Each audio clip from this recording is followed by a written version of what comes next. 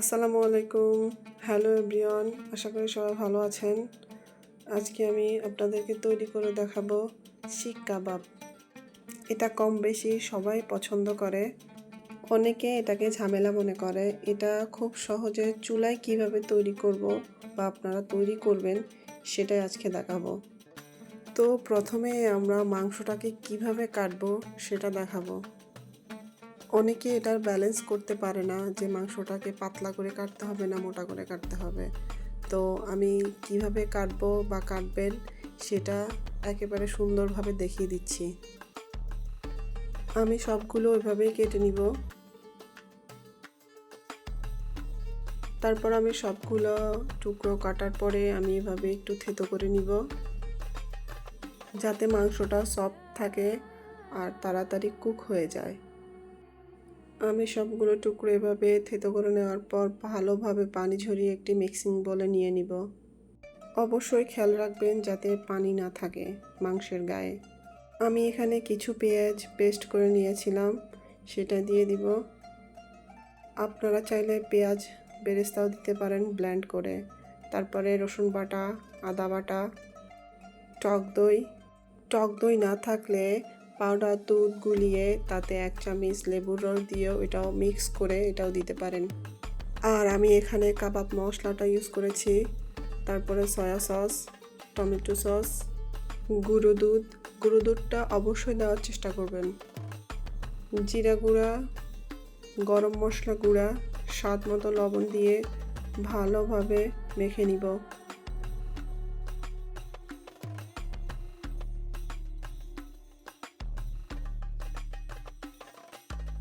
তারপর আমি এখানে সামান্য একটু হলুদ গুঁড়ো, সামান্য একটু মরিচ গুঁড়ো দিয়ে আবার ভালোভাবে মেখে নিব।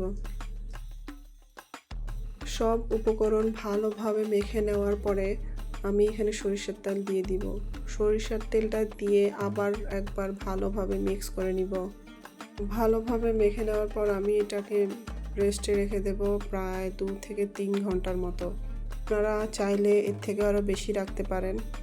এটার ম্যারিনেট যত ভালো হবে খেতে ততই ভালো লাগবে। 3 ঘন্টা পর আমি এটা ফ্রিজ থেকে বের করে নিলাম। তারপরে আবার একবার মিক্স করে নিব। আবারও ভালোভাবে মেখে নেওয়ার পর আমি এগুলো শিকে গেঁথে নিব। আপনারা চাইলে শাঁসলিক কাঠিও ইউজ করতে পারেন। আর আমি কিভাবে গেঁথে নিচ্ছি ওটা একটু লক্ষ্য রাখবেন। আমি যেভাবে গেঁথে নিচ্ছি ওইভাবে শাঁসলিক কাঠিতেও আপনারা গেঁথে নিতে পারবেন। আর শাঁসলিক কাঠি ব্যবহার করার আগে 10 মিনিট পানিতে ভিজিয়ে রাখবেন, কারণ চুলায় দেওয়ার পরে যাতে কাঠিটা পুড়ে না যায়। মোটামুটি আমার একটা শিক রেডি হয়ে গেছে। এভাবে করে আমি সবগুলো শিক তৈরি করে নিব। তো সবগুলো শিক আমার তৈরি হয়ে গেছে। তারপর চুলায় একটা ফ্রাই প্যান বসিয়ে তাতে কিছুটা সরিষার তেল দিয়ে দিয়েছি। অবশ্যই এখানে সরিষার তেল ইউজ করবেন। তারপর এক এক করে ওই যে তৈরি করে রাখা শিকগুলো দিয়ে দিব। এই শিক কাবাবটা আমাদের বাসার সবাই খুবই পছন্দ করে। তারপর এটাকে আমরা ঢেকে রাখবো প্রায় 10 মিনিটের জন্য। 10 মিনিট পর আমরা এটাকে আবার উল্টিয়ে দিব। সবগুলো উল্টিয়ে নেওয়ার পর আমরা এটাকে আবারও ঢেকে দিব 10 মিনিটের জন্য। ঢেকে এটাকে রান্না করলে তাড়াতাড়ি হয়ে যায়।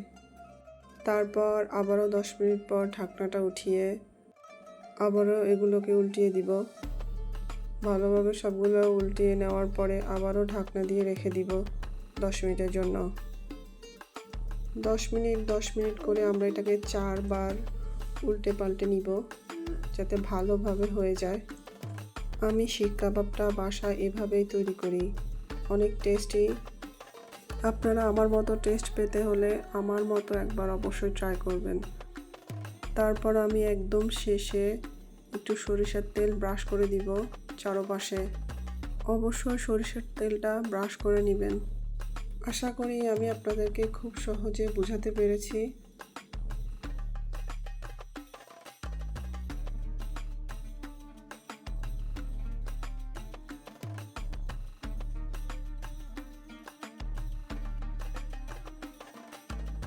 তারপর 10 মিনিটের জন্য আমরা এটাকে আবারও ঢাকনা দিয়ে ঢেকে রাখব।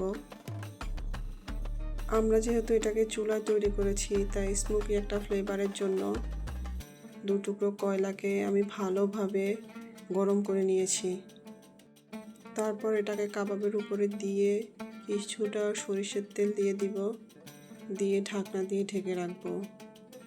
ঢাকনা দিয়ে ঢেকে রাখবেন কারণ কয়লার যে পোড়া গন্ধটা ওটা যেন বের হতে না পারে, ওটা যাতে শিকের কাবাবের ভিতরে ঢুকে যেতে পারে ওই জন্য।